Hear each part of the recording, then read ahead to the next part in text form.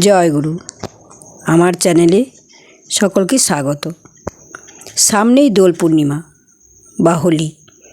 দোল এবং হোলি একই রঙের উৎসব হলেও প্রধান পার্থক্য হলো তাদের সময়। পৌরাণিক কাহিনী এবং উদযাপনের রীতিতে দোল মূলত পূর্ব ভারতের বাংলার ফাল্গুনী পূর্ণিমা রাধাকৃষ্ণের প্রেমের আধার হিসেবে পালিত হয়।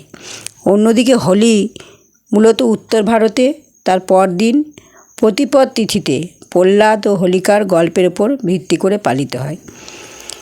দোল বাংলা, উড়িষ্যা, আসামে বেশি জনপ্রিয়। হোলি সমগ্র উত্তর ভারত ও বাকি ভারতে বেশি পরিচিত।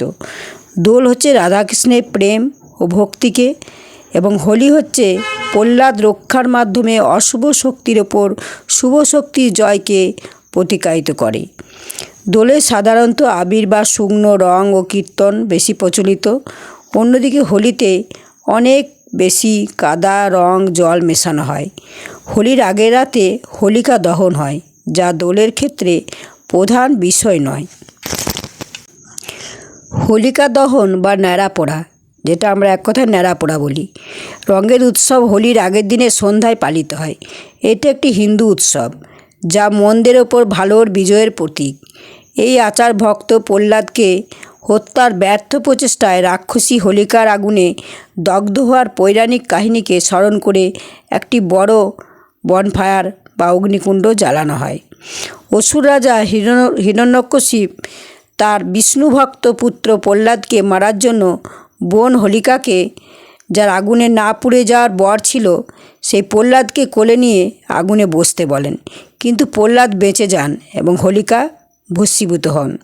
এটি অশুভ শক্তির ধ্বংস, কুপ্রবৃত্তির বিসর্জন এবং ভক্তি ও বিশ্বাসের জয়ের প্রতীক। লোকেরা সাধারণত পূর্ণিমা রাতে ফাঁকা জায়গায় কাঠ এবং শুকনো পাতা ও দাহ্য বস্তু দিয়ে আগুন জ্বালায়। হোলিকা দহনের আগুন মনের নেতিবাচকতা দূর করে ইতিবাচকতা নিয়ে আসে বলে বিশ্বাস করা হয়। এটি হোলির একদিন আগে সন্ধ্যাবেলাতে করা হয়।